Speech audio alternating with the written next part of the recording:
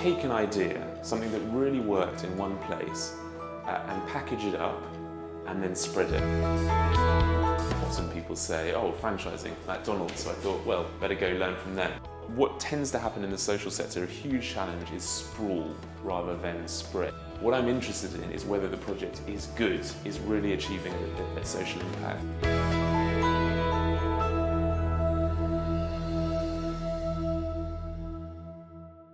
Thank you, everyone. So I thought it would be nice, before I get started, to hear from you. Who you are, what brings you here, and what you want to get out of the day. So why this topic is of particular interest. Once we've done that, then I'll do a bit of a presentation on sort of scale up and replication, how to grow what you're doing.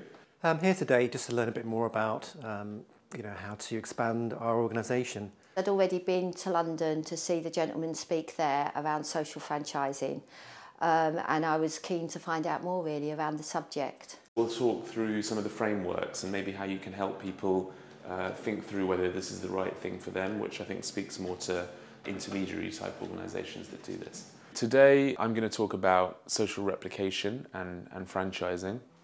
The idea is to give people some really nuts and bolts practical skills in how to take their project and really scale it up, help them achieve more social impact with the money that they've got, which, as we know, is an increasingly scarce supply.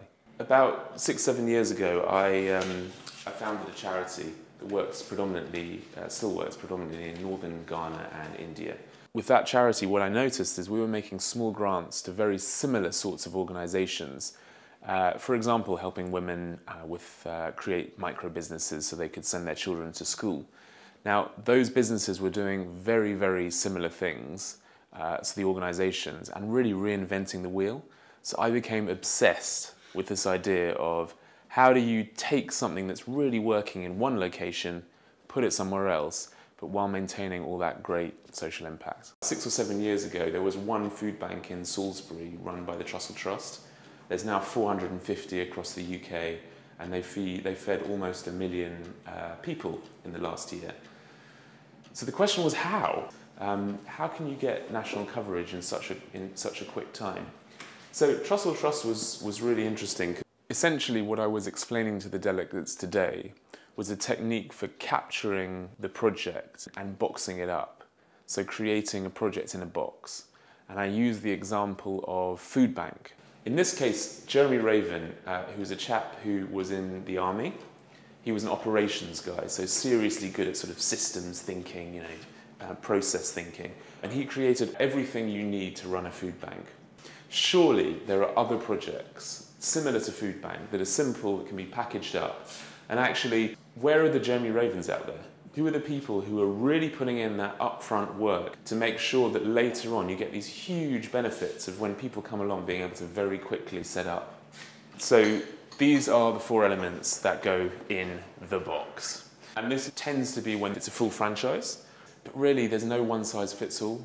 I always encourage people to try think through, actually, what does it mean to scale this, not necessarily financially, but scale the social impact? And the second is really practical. So the delegates will go away with a real step-by-step process for actually taking their organisation to scale, actually thinking through how do I take what's working with my project and spread it to other locations.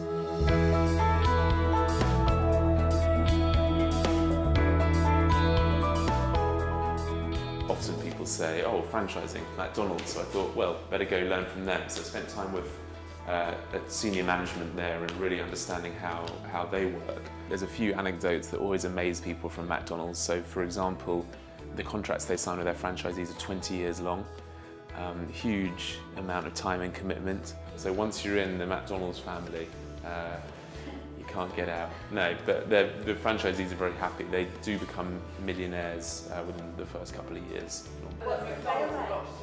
Failure rate of a McDonald's franchisee, pretty much 0. Obviously the presenter was very knowledgeable, and that was great to hear about all these different experiences. I liked the way that Dan sort of did a clear, in my opinion, it was a clear definition between replication and social franchising. because before they looked quite muddied. Now, using the Trussell Bank as a replication model, and then his example he gave around a fruit franchising model was much better for me to understand. So fruit to suit is much more like the commercial model of franchising. So she actually started bagging up snacks, healthy snacks, and then taking them into schools and selling them. So it's an enterprise, social enterprise. Now at a certain point, she was advised pretty early on to franchise. And she's able to come along to the women who are franchisees and just say, here's how to do it. And if they do something silly, she can say, if you do that, your business will fail, so don't do that, or I'm taking away the license. It's just a way to organize what you're doing. There's really no, it's bad if you franchise something bad. If you franchise something good, that's good. Sometimes it needs a bit of bravery to say, actually, we're going to give it a try.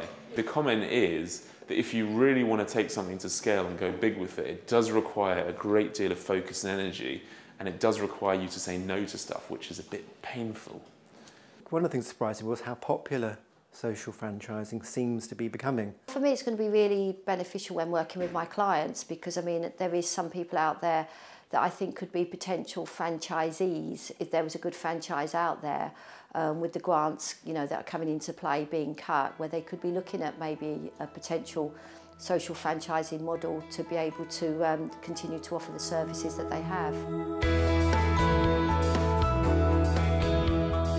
A class like this is just a fantastic opportunity to really meet the people who are doing it, you know, the people who are working day to day to really scale up their social impact. And I think in the sector there are a number of barriers, and one of the key barriers is expertise and knowledge.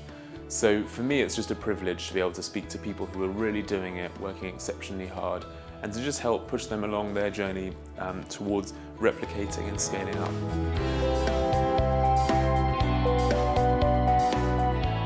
So now these are our 5 stages that the ICSF works towards. This framework we found is really helpful as a way to just sort of put them where they are in the development process. If you go to a funder with a really good plan that actually makes sense in the real world, you're much more likely to get funding for it. This looks like a straight line, but any of you who are actually doing it will think, oh, well, actually, I'm pretty good on systems already, and we've already piloted, but we haven't done any design. That's normally where we come in, is we've made it look like a straight line, but it's, you know, it's really looking at each different element. It's about people coming together and sharing best practice. So while we've done a lot of thinking about the earlier stage, the later stage at scale is actually a people job. You know, the McDonald's network is all about managing now people and getting the best out of people, coaching them, mentoring them. And I definitely don't want you coming away saying franchising works in every case, because it absolutely doesn't. In some cases it'll be licensing, it might be other forms. And in some cases it might just be that this is a wonderful project that should operate in one small part of the world and just shouldn't be scaled up, and that's great. We need to push boundaries, get creative, and I think these sort of forums of talking are really helpful for that. Get passionate about scale up. So actually, how do we scale this? Really important to not only be passionate about your project, but how others might take it. For an organisation in Wales who has a concept that is proven, and they're sure that it's making a great social impact and changing the Welsh community here, I'd say it really is time for you to seriously sit down and think about how you can package up what you're doing and give it to others to make sure that, you know, more communities, more people across Wales can actually take and run with it. I was thinking more about the old traditional way of franchising on a purely commercial basis. And so the social franchising is obviously a very different approach to that. So that was very refreshing to see, yeah. So really, thank you very much for coming. And my real hope is that out of talks like this, we might find 1 or 2 other Jeremy Ravens, because Food Bank wouldn't be where they are today without that person who packaged it up. So if there are others in this room who are willing to spend a year or 2 packaging up what they do, really getting it right, so that in 5, 6 years, you are the person, or your organisation is the organisation that is the one that's gone to scale. That for me would be success. It's been a pleasure talking to you, and I do wish you all the best of luck in all the work you're doing. Thanks very much, Dan. Thank you. Brilliant.